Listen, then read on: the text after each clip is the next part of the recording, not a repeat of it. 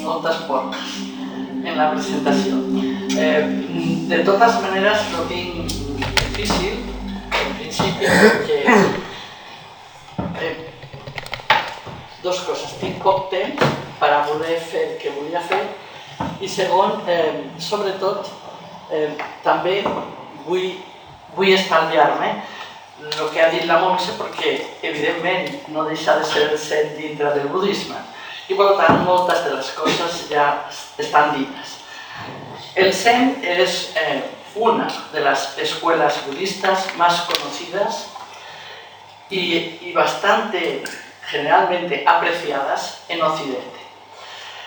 El nombre popular que le conocemos aquí es el japonés, se llama Zen, y suele aludir a un abanico muy amplio de escuelas Zen y de prácticas de este tipo de budismo en todo el mundo. Voy a hacer una pincelada solo del origen del budismo Zen.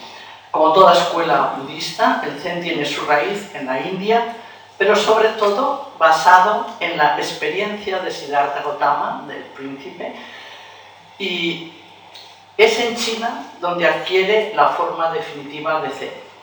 O sea, la palabra Zen en realidad es la lectura japonesa de un kanji que en chino se lee Chan.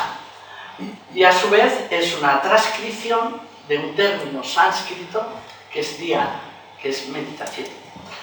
Es decir, la influencia llega desde India hasta Japón y, bueno, Corea, etcétera, etcétera, y en Vietnam se llama Tien, en Corea tiene Son, se llama, o sea, tiene diferentes traducciones, el mismo kanji, la misma idea, y esta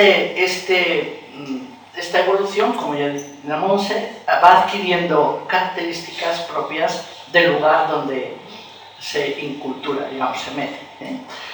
Es decir, hay en el Zen algo que es fundamental, que es esencial, y quiero hacer porque si tengo que ir rápido, quiero hacer un paso a través de cómo se transmite a Japón, cómo se transmite a Occidente, qué peligros ha habido en toda esta transmisión y cómo es posible que haya personas actualmente que se definen como cristianas y practican Zen, ¿no? Los textos sagrados, ya lo ha dicho también Montserrat, es el más importante para el Zen, es el Prajnaparamita Sutra, que es todo el canon Mahayana, que tiene los sutras más famosos, es el Sutra del Corazón, el Sutra del Diamante, son dos de los más importantes dentro de la tradición Zen. También hay otros sutras, el Sutra de Vimalakirti, pero muy importante en la transmisión que ha habido a Occidente es el Sutra Lankavatara, que ya he nombrado también y que en Japón se llama Dakegon Sutra. ¿Y por qué es importante? Es importante por dos razones, yo creo. Una de ellas, por la visión que tiene de la Dakegon Sutra de la interrelación, con el mito de la red de Indra, y otra muy importante porque es un sutra que de forma bastante psicológica establece los niveles de conciencia. Y es bastante interesante profundizar en tal como este sutra Lankavatara, muy complejo, nos lo va explicitando. La gran obra de poder entender un poquito este sutra se la debemos a Suzuki. Es decir, durante los primeros tiempos del budismo Zen, en China, pensar que llega el budismo, como ha dicho ella, en el primer siglo de nuestra era, y el influjo fuertísimo del taoísmo hace que hay momentos que casi no se diferencia el Zen del taoísmo. En realidad, esta visión que tenía, en cierta manera, muy espiritualista, así es como yo la defino, de la práctica del dhyana, de la meditación, del poder llegar al nirvana, de esta visión en cierta manera, bastante individual, del individuo, que llega a esta pureza y puede llegar a la máxima realización, está muy marcada por la misma experiencia del Buda, en principio, y por el taoísmo chino, en el Zen. En la experiencia del Buda, porque en su frase, tal como la recordamos en el ámbito Zen, es maravilla de las maravillas, todos los seres son Buda. Pero es a causa de los velos a los que se aferran que no se les comunica, ¿no? Y todo el tema es entonces ese camino de sacar esos velos. Si eso estaba claro en los 28 primeros patriarcas que hay en India, porque hay 28 sucesores de Buda que se les conceptúa la transmisión del Buda a estos 28 patriarcas en India, ¿no? Si eso está muy claro y posiblemente muy influenciados por la sabiduría, que hay una sabiduría increíble en todos estos sutras, o sea, pensad que todos los temas importantes del Sunyat, del vacío, lo que ha dicho ella de las 4 nobles verdades, la rueda de las 8 rectitudes, etc. Es decir, el concepto de vacío, la no dualidad, la interdependencia, la interrelación, etcétera, etcétera, ¿no? El sentido de caducidad, ¿no? de que todo cambia, ¿no?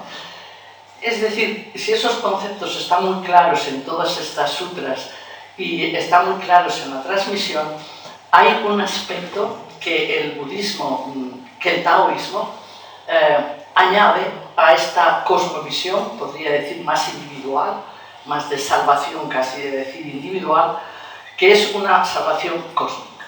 O sea, tiene el taoísmo una influencia grande en el budismo que llega a China, justamente aportando este Tao, esta visión, que es una cosmovisión muchísimo más abierta, como es necesario que nos salvemos todos. O sea, no es salvación individual solamente, la realización es del ser humano, ¿no? en su dimensión como humano. Entonces, en ese sentido, quiero decir que el budismo que es Zen es el budismo Mahayana, evidentemente, con esos sutras que he dicho antes, con una influencia muy grande del taoísmo, de tal manera que el tercer patriarca chino, ya chino, estoy hablando del siglo VII, por ahí, él tiene un texto importantísimo, que es el Xingyi Mei, un gran poema, en el que todo se basa justamente en la misma percepción taoísta, tiene hasta el mismo título, el gran camino, el Tao. El Tao no es difícil. Si hay algo que dificulta este camino es el apego, el agarrar, como decíamos antes, y es el rechazo, ¿no? Esa discriminación, digamos. Hay un personaje en todo este camino del paso del budismo de Japón, de India a China, que es un personaje es muy importante, es el 28 patriarca, es Bodhidharma, es más legendario que real seguramente, pero así funcionaba la historia antes, ¿no? Es decir, este personaje históricamente se dice que define claramente qué es el Zen. Y entonces cuando lo define utiliza 4 afirmaciones. En la primera sentencia dice que el Zen es una transmisión independiente y fuera de todas las doctrinas. El segundo dice que no se basa en las palabras ni en la escritura. En tercer lugar, señala directamente al corazón, a la médula, al shin del ser humano. Y la cuarta le lleva al estado de despierto, de iluminado, a la experiencia de su naturaleza esencial o única. Esa es la experiencia de Buda. Esa experiencia esencial es justamente lo fundamental, podríamos decir, lo esencial dentro del ámbito del Zen.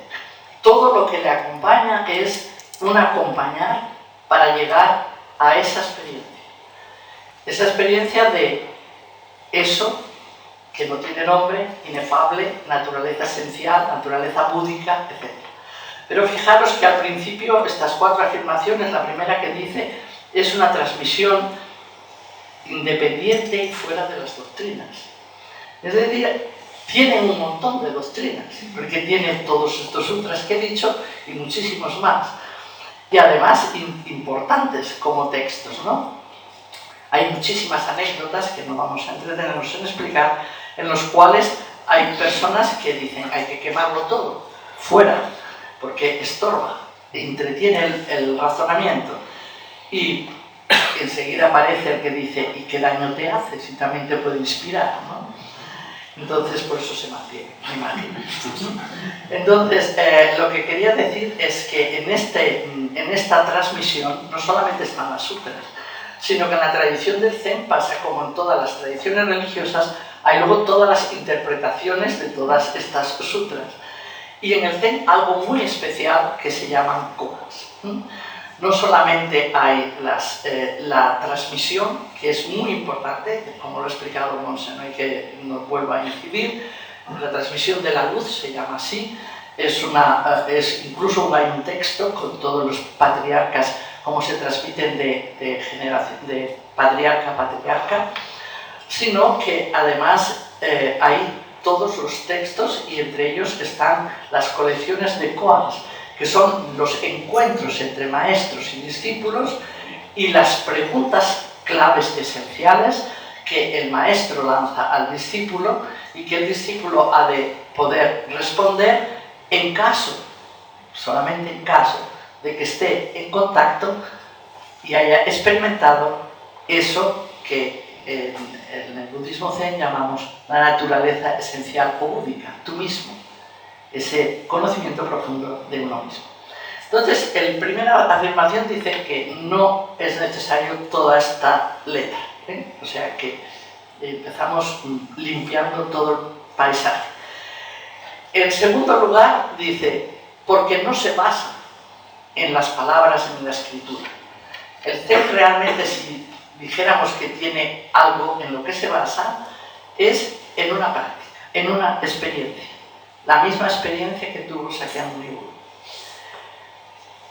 Es la experiencia del despertar. Es el caer en la cuenta de ese quién soy yo y qué es eso que a todos nos configura, qué es esa realidad que configura el universo entero. Y en tercer lugar, señala directamente al corazón del ser humano, a la mente-corazón, a ese shin, a ese núcleo del ser humano. Es muy importante de señala, porque la realización es de cada uno. El señalar, pueden señalar, la vida te señala continuamente, es un dedo. La realidad en todas sus dimensiones te señala, tus compañeros, tus hijos, tus alumnos, etc. Todos son dedos que te pueden estar señalando, ¿no?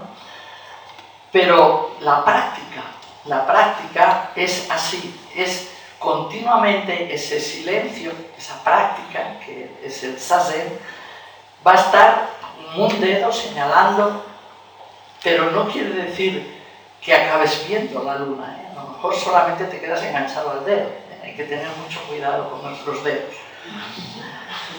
Es decir,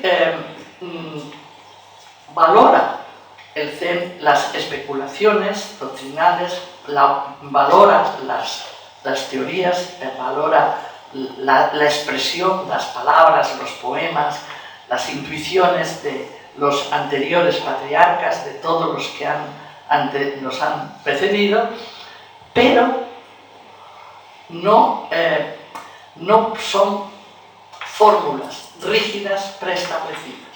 Eso está clarísimo. Se han de hacer realidad en cada uno y bajo la experiencia de cada uno. Es la experiencia inmediata de la vida, el contacto con la realidad, con la talidad de las cosas en el tal cual son. Apunta así el Zen, ahí apunta. Por esta razón, ante todo, decimos que el Zen es una práctica, la práctica del Zazen. Una meditación que, como todas las meditaciones, requiere sobre todo un silencio total, porque es no objetiva, no hay objeto en la que uno pone la atención, únicamente hay la conciencia despierta, plena, en la respiración consciente como una herramienta, como un upaya, como una herramienta que te ayuda a esa conexión y nada más. Es muy simple, tremendamente simple, quizás por tan simple, por eso tan complicado, ¿no? Pero es así, o sea, es de qué manera se libera el pensamiento, pero ni piensa ni deja de pensar. Son estas nubes que decía Karina esta mañana, estas nubes que tienes que dejar que pasen como pasan las nubes en un cielo vacío. No se adhiere ni tampoco rechaza, eso del síndrome. Esas ráfagas mentales son nubes. Por lo tanto, es una práctica concreta y apunta directamente al corazón del ser humano para llevarle al despierto. ¿Y qué es despertar? ¿Qué es la iluminación? ¿Qué es? Dificilísimo de poder responder, porque en realidad es el contacto con eso que es esencial, esa fuente originaria del ser. Es crear a través de la práctica un espacio, podríamos decir, una apertura infinita y permitir que emerja el ser que somos, porque no podemos poner nada, absolutamente nada. Y por lo tanto requiere esa quietud, ese silencio, esa atención plena y nada más, para que quizás se vea el fondo, ¿no? Entonces, esta práctica, que no voy a explicar porque no es una clase de Zen, sino simplemente decir por dónde va, cómo entra en Occidente. Pensad que hasta el siglo XIX no sabía nadie casi del budismo en Europa. Había comentarios, evidentemente, porque los misioneros cristianos habían ido, Francisco Javier había ido, por ejemplo. Es decir, y estos lo habían realizado en el siglo XVI, o sea que hace años, ¿no? Los primeros que fueron, ¿no? Es decir, que hasta entrado el siglo XX es cuando la enseñanza y la práctica del Zen empiezan a aterrizar en Occidente. La manera primera fue en el año 1893, que se celebra en Chicago el Parlamento Mundial de las Religiones. Hay un monje que es muy reconocido por todos nosotros, Akuyo Soyen, que imparte una charla, y una charla la titula La ley de causa y efecto, como fue enseñada por el Buda. Esta charla es la primera traducción que aparece, que la hace Suzuki, Taisen Suzuki, porque hay el otro Suzuki. Y así empieza una actividad de difusión del Zen bastante amplia. Primero, es prácticamente gracias a él, como profesor de la universidad y como gran conferenciante y escritor, etc. Y por conocer a personas de Occidente muy representativas, tanto del ámbito de la ciencia, conoció a Einstein, conoció a Jung dentro de la psicología, conoció a Eric Fromm, conoció a Thomas Merton, es decir, Suzuki era un estudioso del maestro Eckhart, de los místicos. O sea, quiero decir que tenía un amplio conocimiento de la intelectualidad europea y del misticismo también de Occidente, ¿no? Entonces, todo lo que escribe tiene un mérito increíble, porque eso que habéis dicho antes, no se puede traducir fácilmente un kanji, que es un concepto total, a una palabra abstracta, siempre os explico, o sea, cuando nosotros decimos abismarse, que significa este silencio de conexión profunda con uno mismo, dices, y esto abismarse en cómo se escribe en japonés, en el kanji japonés, realmente muy complicado, porque en realidad es un dibujito que si le lees, dice, en mi casa, bajar, bajar y hacer pie. Esto igual, muy bien. Esto es abismamiento, ahí lo tenemos, ¿no? Complicado, ¿no? Pero sí que es verdad que ese es el proceso, ¿no? En mi casa, bajar, bajar y permanecer, como diría Quedeme de San Juan de la Cruz, ¿no? Entonces, este estilo, esto es lo que quiero explicar sobre todo, este estilo de Zen llega, como ha dicho Monse, a un occidente consumista y tecnócrata. Entonces, ¿qué ocurre en la sociedad americana? Es el movimiento beat, por lo tanto, es la época hippie, la primera época hippie. Es Eichmann, el instituto preponderante a nivel de psicología, ¿no? De psicología. Es decir, es la contracultura. Entrar a practicar Zen es la manera contracultural mejor para poder ser contracultural. Y entonces empieza, es así como empieza, como un fenómeno realmente bastante de moda. Lo que pasa es que los monjes que habían emigrado a Estados Unidos y maestros después de la Guerra Mundial, ¿no? Pues tenían pequeñas comunidades budistas, atendían pequeños grupos de japoneses, más o menos, y en ese sentido estos jóvenes, porque muchos de ellos es en la zona de California, sobre todo, son todos estudiantes en la Universidad de Berkeley, más o menos, pues ellos entran en estas pequeñas comunidades. Y ahí se produce un fenómeno muy mezclado y que realmente esto para los maestros japoneses originarios y seguramente que para los chinos también, pero conozco los japoneses, no tenía nada que ver con el Zen. Era una cosa inventada por la sociedad occidental, más o menos, ¿no? Y era un fenómeno de moda. Sin embargo, sí que se estaba apareciendo esta semilla, digamos, originaria de la práctica, de llegar a tocar fondo y a esa experiencia profunda de uno mismo que tiene esas dos alas que decía antes Monse, ¿no? La sabiduría y la compasión, ¿no? Y ese lado de la compasión empieza a adquirir más fuerza justamente porque llega a Occidente. Otra derivación del Zen fue la incorporación en el ámbito de la psicoterapia. Tampoco es el Zen psicoterapia. La psicoterapia robaría el alma al Zen, ¿no?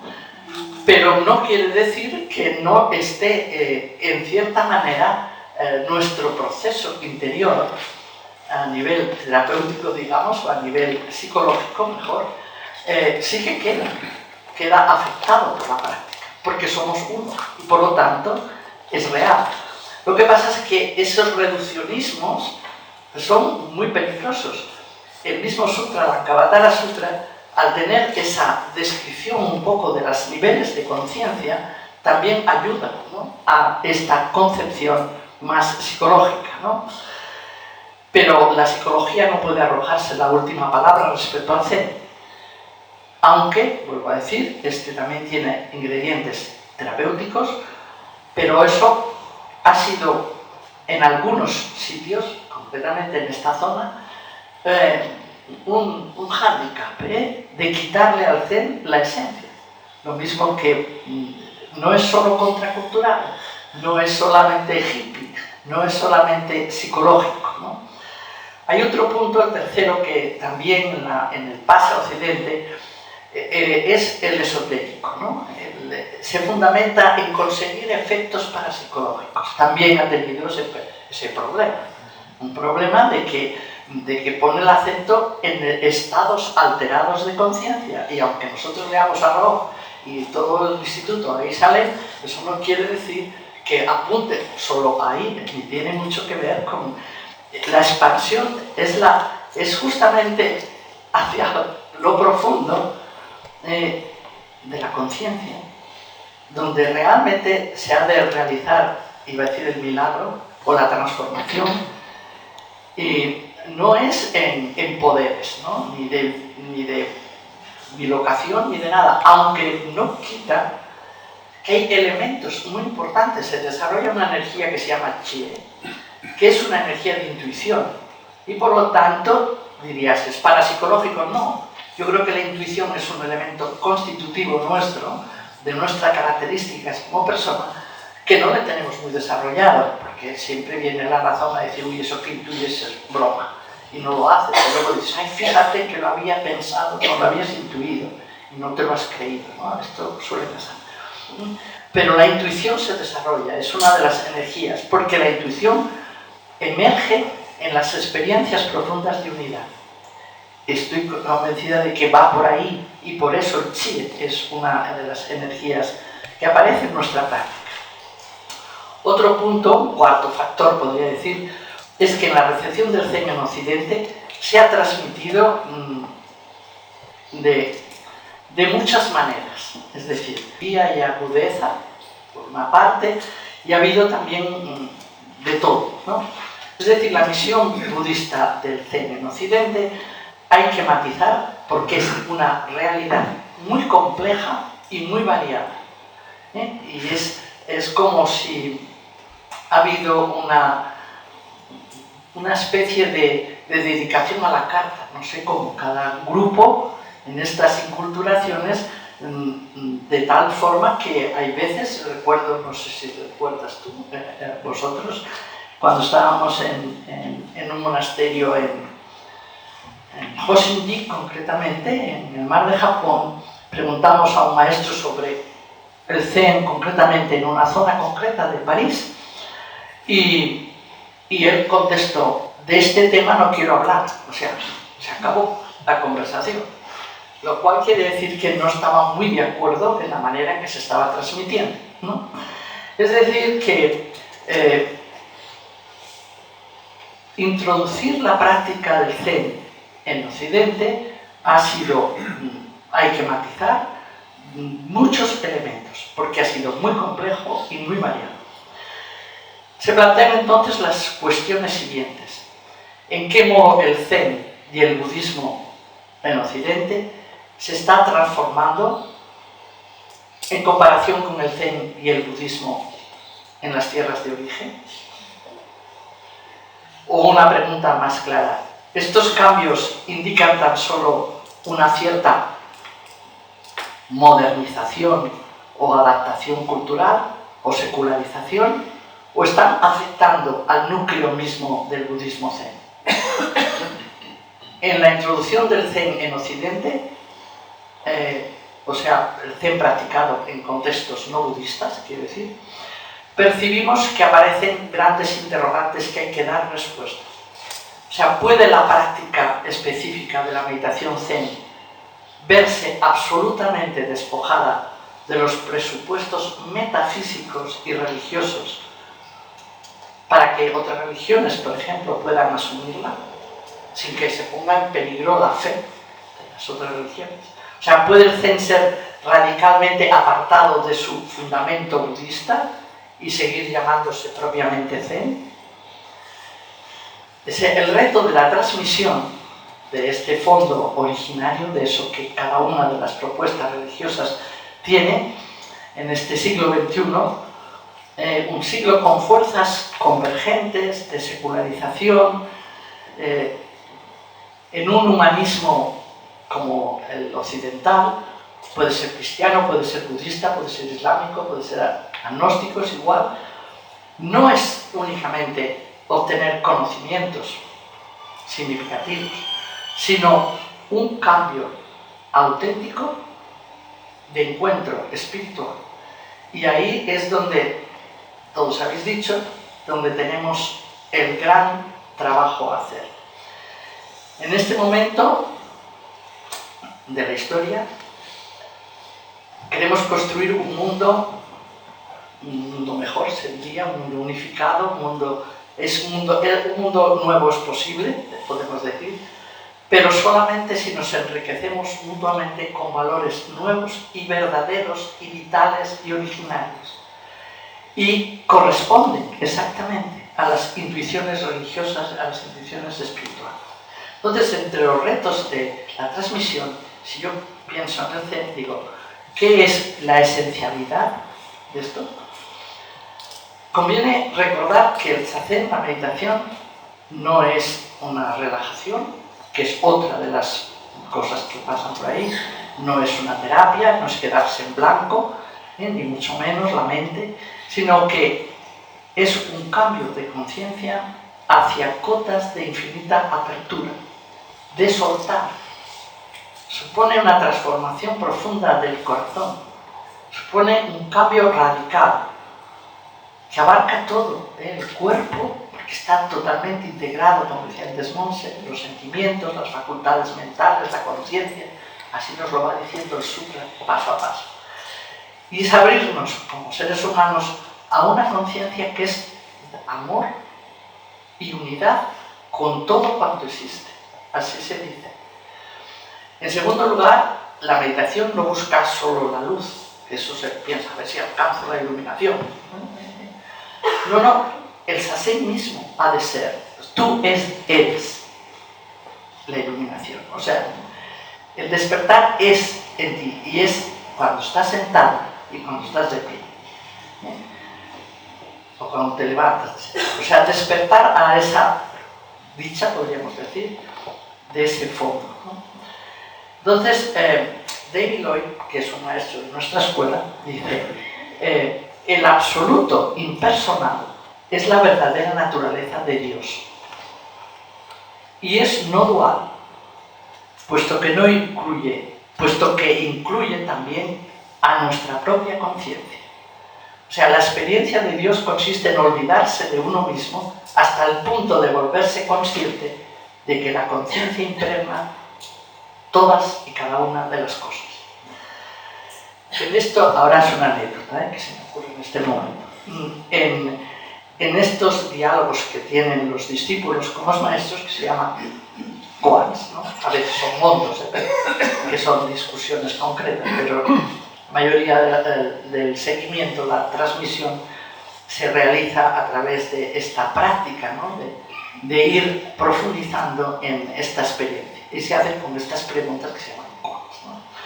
Pues en una de estas preguntas, ¿no? Me explicaba Sista Irene, la que tú nombraste ayer, del libro ese que hay por ahí, La luz sentada en la luz, explicaba una anécdota del padre Lassalle. Al padre Lassalle había que animarle a que fuera explícito, ¿no? Era muy contenido, digamos, ¿no? No le gustaba. Hay personas que por su temperamento emocional son muy expresivas, ¿no? Y hay otras personas que son más contenidas, ¿no? Pues el padre Lassalle en ese sentido es más contenido, ¿no? Entonces la Sista Irene animaba porque ella tenía una amistad grande, conocía las experiencias profundas del padre Lassalle. Entonces un día le dijo que cuando hablara con el maestro, que es el que le dio la transmisión, fuera explícito, ¿no? Fuera más comunicativo, ¿no? Que es que el maestro nos estaba enterando de sus experiencias, como si dijera, ¿no? Y entonces el maestro llamada dice que le preguntó, esto lo explica Sista Irene. El maestro le preguntaba, ¿no? ¿Dónde está eso que tú ves? Imaginaros que os preguntan, ¿dónde está ese fondo originario del ser? ¿Dónde está esa esencia de ti mismo? Y el padre Lassalle decía, está en mí, soy yo mismo, está en esta ikebana, está en este gon, está en esta mesa, está en las estrellas, las montañas, los ríos. Decía el padre Lassalle, me decía, ¿no? ¿Y qué más? Decía el otro, ¿y qué más? ¿Y qué más? Y decía, ¿y qué es? ¿Y qué es? Y decía, no, pero ¿dónde vamos a llegar? ¿No? ¿Qué más? ¿Qué más? Ya no queda nada casi del universo, ¿no? Y entonces dice, ¿y cómo lo llama usted? Dice, pues así, es montañas, es los ríos, es la gran tierra, es... Y le dice, llama Rossi, es Dios, ¿no? Para Lassalle se quedó sorprendido, pero le dijo, es Dios, ¿no? Es decir, aquí es otro de los temas importantes que quisiera decir, ¿no? Si la experiencia implica el abandono y el reconocimiento pleno de lo que somos, el sentimiento eso de lo santo, lo luminoso, como diría Rudolf Otto, no es porque la experiencia te añada nada, ¿eh? Este es el tema. Por eso es difícil, porque tienes que soltar, tienes que fluir, no te añade nada, ¿eh? Es justamente sacar todo lo que no te deja, ¿eh? Para que aparezca tu verdadera naturaleza. Eso es esencial, todo esto es lo esencial en el budismo zen. Y por lo tanto el camino de transformación no es fácil, es duro, porque nos cuesta muchísimo soltar, ¿eh? Hemos nacido para agarrar, porque eso está grabado en nuestras neuronas, es el instinto de conservación, ¿no? Y por lo tanto atravesar esa barrera, ¿eh? Abrirse completamente al espíritu, al ojo del espíritu, agudizarlo, percibir, soltar, no proyectar sobre la realidad, como decía Monse, sino permites a la realidad que sea lo que es, ¿no? Ese ojo que se abre al ser. Todo eso es esencial en el camino del Zen. Y es una aventura porque es un lanzarse al vacío, es el sunyata que se dice. Hacer esa experiencia de esa nada, nada, nada, de la que habla también San Pablo. Te permite ver en el vacío, no solo mediante los ojos, sino a través de los poros de tu piel, y ver que tu cuerpo, tu mente, se abren a esa experiencia, y que el ser que en el fondo eres, está ahí, y es desde siempre. Eso es la experiencia de iluminación. Es como si dijéramos que el Zen es un camino hacia la epifanía del ser, una forma de decir. Pero hay unas dificultades grandes en todo esto, ¿eh? Una cosa eso que sería a ver cómo lo rescatamos para que sea, y es que el practicante Zen, una de las cosas que choca sistemáticamente es con el narcisismo. De ahí que siempre se dice que los sencillos son los únicos que tocan esto, que la mente zen es mente de principiante, y que si no, no hay mente zen, y que no hace falta que busques nada, o sea, esa ansiedad fuera. Otra dificultad es que no es que la gente dice, es que yo hace 20 años que practico, como si hace 50, 100, los que quieras. Bueno, 100 a lo mejor ya no estarías aquí. Pero bueno, quiero decir, no cuentan las horas. Y eso es así, no hay horas. Porque los pensamientos que nos asedian durante la sentada son recursivos. Y hay personas que dicen, y esto que pensé que ya lo tenía traspasado, y vuelve otra vez, y dice, pero ¿cómo es que vuelve, no? Es decir, como no es una relajación, es un camino de sabiduría, nos encontramos con toda la sombra, y eso es una dificultad. La sombra que hemos ido acumulando, con frustraciones, con desánimos, con experiencias, con historias personales. Y claro, poner una luz en nuestro interior es una antorcha que ilumina el desván lleno a veces de experiencias, recuerdos, etcétera, etcétera. Y eso es una dificultad en el camino, ¿no? No es fácil, es incómodo y es duro. Y porque a veces iluminas zonas que son un caos. Y entonces hay el peligro de decir, yo de aquí me voy, ¿no? O sea, esto no va para mí, esto, caramba, ¿no? Pero realmente es el camino. O sea, hay un camino de que es necesario este ver también dentro de nosotros, porque la sombra siempre oculta la luz, ¿no? Y por lo tanto es así, ¿eh? ¿Ves? Mi mano hace sombra aquí, porque hay una luz ahí, ¿no? Hay otro tema de dificultad que hace sufrir sobre todo a los que empiezan la práctica, ¿no? Pero mucho más a los expertos, porque estos expertos somos tremendos, ¿no? Y el trabajo profundo es el trabajo del no yo, ¿no? ¿De qué manera me libero de este pinche tirano, digamos, que mantiene mi mente con expectativas y me abro a la aspiración profunda del ser? Entonces la gente me pregunta, bueno, pero ¿tú eres cristiana o no eres cristiana? Este tema es otro de los temas, ¿no?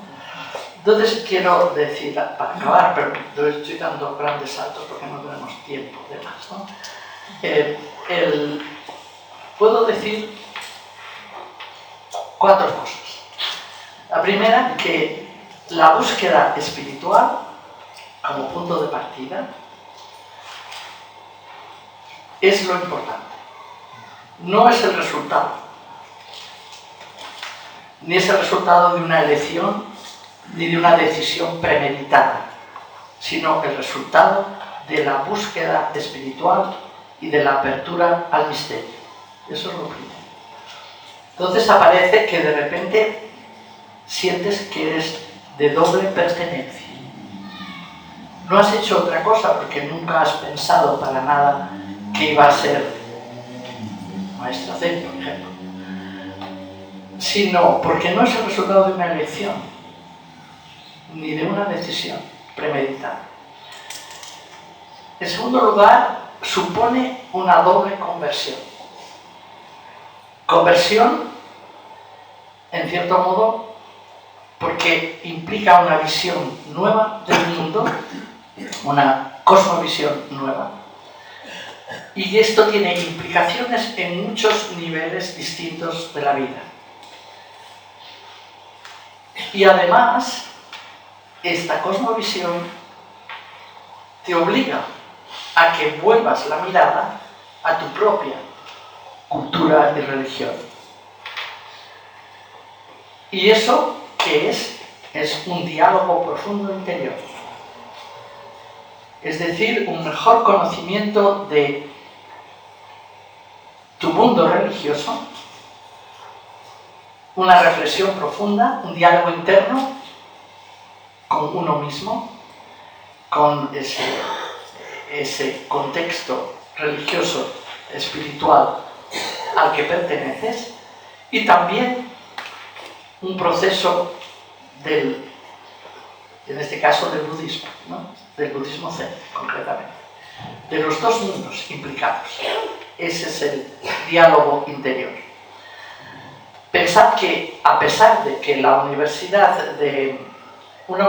de Kioto, la Universidad Soto más importante, ya dijo en una ocasión que el zen no era budismo, ¿eh? O sea, llegó a esta definición clarísima, como diciendo, después se pretendió decir, bueno, es la mística del budismo, es la mística de todas las religiones. Bueno, ha habido muchas definiciones de este tipo.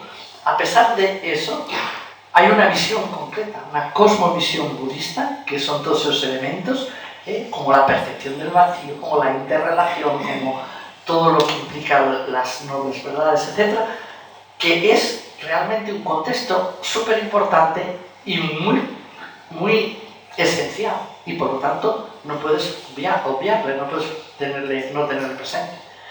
Entonces, en la experiencia religiosa es como si hay un exilio de la identidad, porque hay esta doble pertenencia. Además es que la gente, cuando te pregunta, siempre te pregunta lo mismo, ¿no? ¿Y tú cómo? Siendo cristiano, no sé cuánto. No significa que yo busque un nuevo, ni todos los cristianos que practican Zen, un nuevo estatus social, no una nueva etiqueta religiosa, no. No es tampoco ir ensamblando bagajes religiosos diferentes. Es una tensión, es una diferencia potencial, como diríamos en el ámbito de la física. Es una tensión. Aceptar una práctica y una visión budistas del mundo y asumir y profundizar en el propio arraigo cristiano. Esas los dos. Y por lo tanto leo una frase de Blake, de Fabrizio Blake, que es un franciscano, me parece, o carmelita, nunca sé estas dos, ¿no? Debe ser antes, de Canadá. Y dice, no es el deseo de montarse una religión a la carta. Aparece paradójicamente, y me hago eco de sus palabras, aparece paradójicamente como resultado de una búsqueda espiritual emprendida en la propia tradición, que desemboca en una nueva forma cristiana de estar en el mundo, de manera tal que la verdad universal del otro se hace mía. Solo quien se atreve a profundizar en su propia religión sin miedo a que caigan determinadas creencias, incluso dogmas, puede abrirse a otra espiritualidad sin miedo a perder sus propias raíces. Esta experiencia nos lleva a sentirnos fecundados por otras visiones y realizaciones espirituales de la humanidad. Es decir, en nuestra escuela Zen, ¿no?, que es, como ha dicho Gaspar, Sambo Zen, el Zen de los tres tesoros, el Zen es el camino del despertar, pero lo es para el budista también el camino del despertar. Rebasa el sistema budista. Es un camino budista no budista, podríamos decir. Como nosotros nos encantan las paradojas, quedan perfectamente definidas. Y Johann Scott, uno que ha muerto no hace muchos años o 3, dice, sin embargo, el místico cristiano y el zen budismo están en su tradición religiosa respectiva y no la niegan, porque es el mismo, ¿eh? Y Yamada Roshi es nuestro maestro más antiguo, decía, tanto si lo practican budistas como si lo practican cristianos, el zen es zen. Esto está bien, porque no es el zen cristiano, no, el zen es zen. Él mismo, naturalmente, el Yamada, era completamente budista y practicaba su religión con total devoción. Y cuando le preguntan, ayer citaba Fernando el texto, cuando Sisteinen le pregunta cómo reza un cristiano, cómo reza un budista, él le pregunta cómo reza un budista, le pregunta a Yamada Roshi, y Yamada Roshi responde, igual que un cristiano. Y entonces dice, ¿cómo reza un cristiano? Dice, es la luz sentada en la luz. Esa es la oración. Esa es la definición que hizo Yamada, ¿no? Pues en ese sentido, dice, hay una cuestión especial, y aquí tenemos un reto, en si la experiencia mística en sí se ve afectada o no por el lenguaje, por el marco filosófico, religioso o no. Si este determina la forma de expresión, siendo, como él cree, que la experiencia básica es la misma. La experiencia básica es la misma, en un budista y en un cristiano. La forma de expresarse, el uno y el otro, difieren. Y difieren dependiendo del trasfondo religioso. Es curioso porque es evidente la manera de hablar, cómo sí que se nota ese trasfondo religioso que tenemos cada uno. Es como si el té es el mismo, el sabor de té, pero todos los que lo están probando, unos han tomado antes un pepinillo, por poner una cosa aérea, y los otros han tomado un pastel, ¿no? Luego se toman el té y sabe diferente ese té, porque en la lengua tienen recuerdo de lo que han tomado antes, ¿no? El zen es el mismo, ¿no?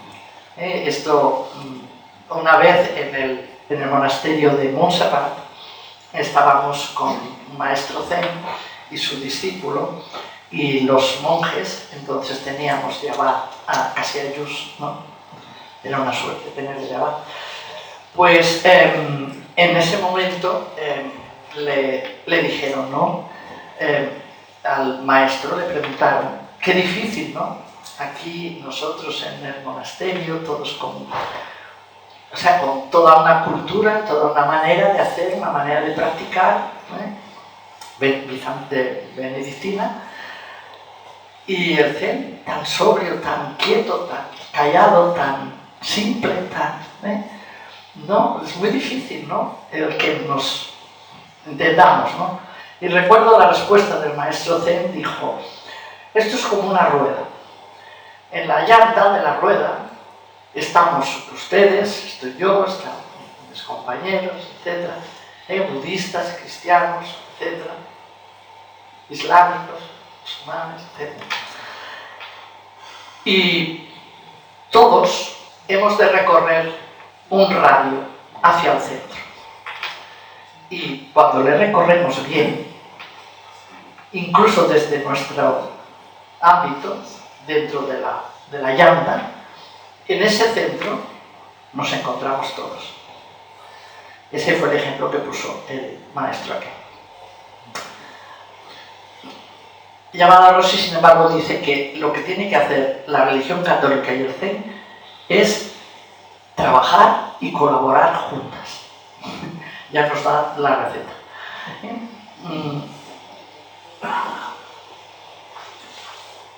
También es verdad que todas las ramas budistas se pueden considerar a lo mejor religiones, pero el Zen no es una religión.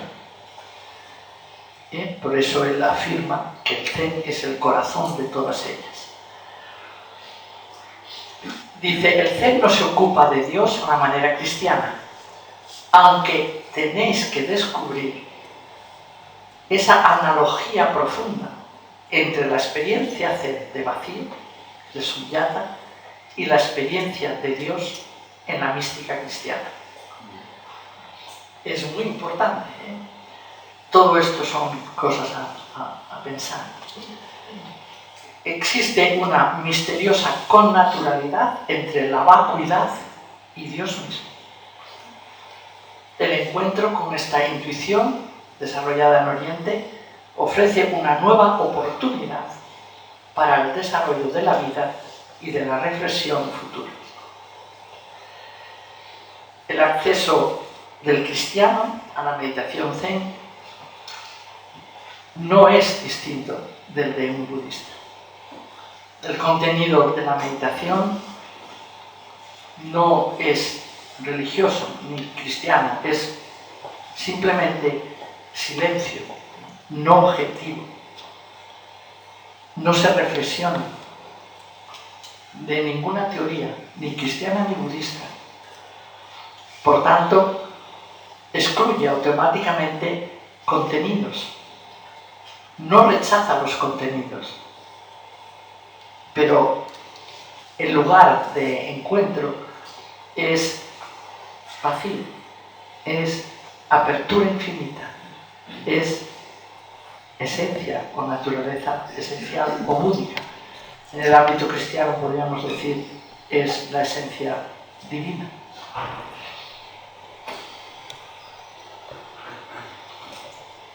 Solo se prescinde de él. Bueno, no sé qué digo ahora. Así. Quería decir que con la ayuda de la meditación Zen se puede penetrar con mayor profundidad en capas profundas del alma, del ser humano, a través de niveles y niveles superficiales y a veces profundos de conciencia, más allá del raciocinio, del pensar técnico, de la voluntad, del querer consciente, porque ese nivel profundo es querer lo que ha de ser querido, es una voluntad que no es tuya. No sé bien cómo decirlo. El Zen es una forma de contemplación radical, así se puede decir, así sencillo. Y exige, por tanto, un desprendimiento total, igual de radical, para poder experimentar eso que es. Y como es vaciarse, también de las actividades mentales, intelectuales, exige una gran entrega y una tremenda confianza. Y lo voy a dejar aquí porque si no es muy largo.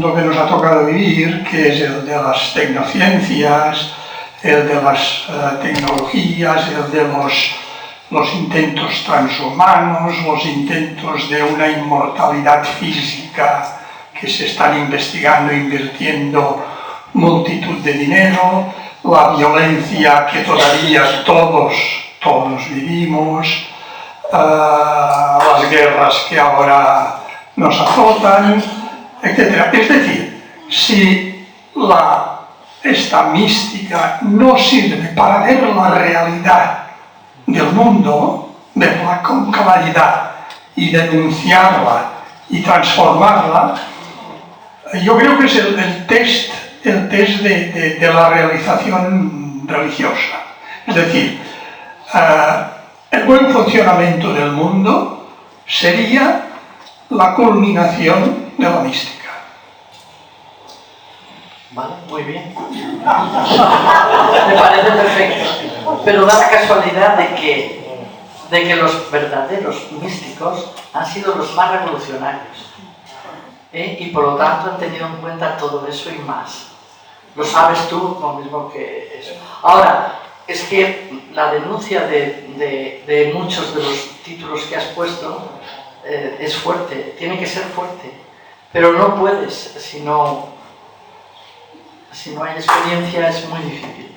Pero además hemos hablado de que la sabiduría, que es la experiencia, va acompañada de la compasión, que es la acción compasiva con toda la realidad. O sea, las propuestas que se hacen, tanto como ha dicho Ramón, se me querido repetir porque es lo mismo, a nivel ecológico, si vienen de propuestas que tú te has pensado, te acabas quemando, porque dices, uy, no he logrado nada.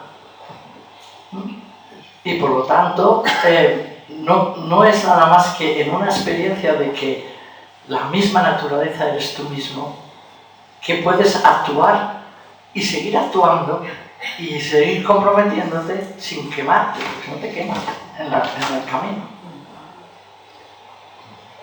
Y quien dice eso, dice hablando de la paz y hablando del consumo y hablando de la tecnología, tú tan tecnólogo. A mi m'agradaria també passar de la tecnologia i el primitivisme, no? Gairebé, aspectes molt materials. Me crida des de fa temps atenció dos aspectes. Un és la casa, aquesta casa d'espiritualitat, i compartir casa.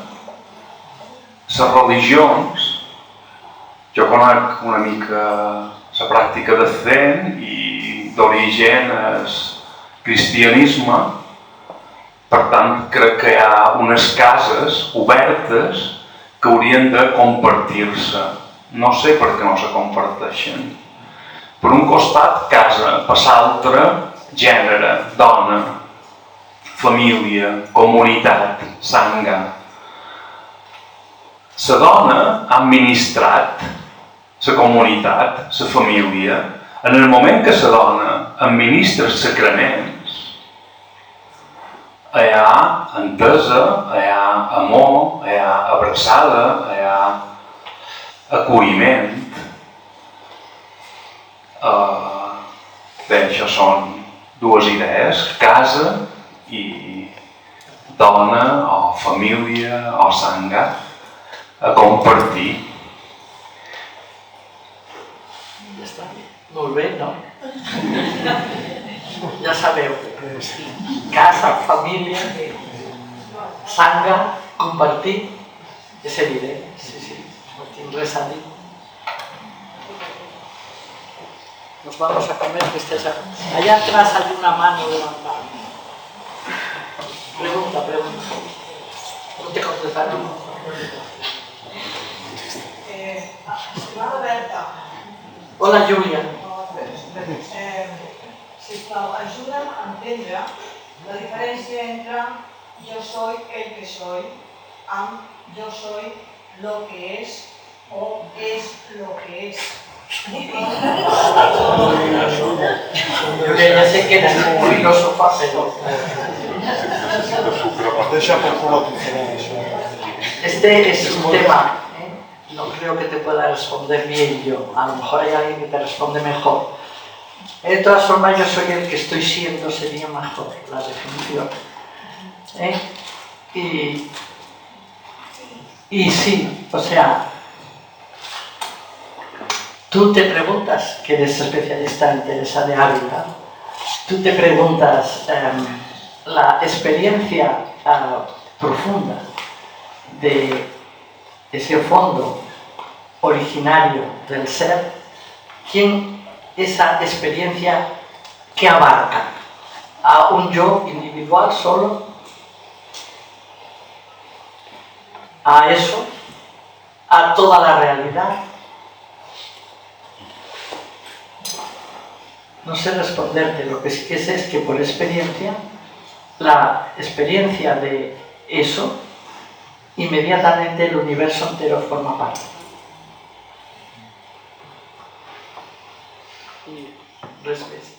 Ya me lo explicarás tú.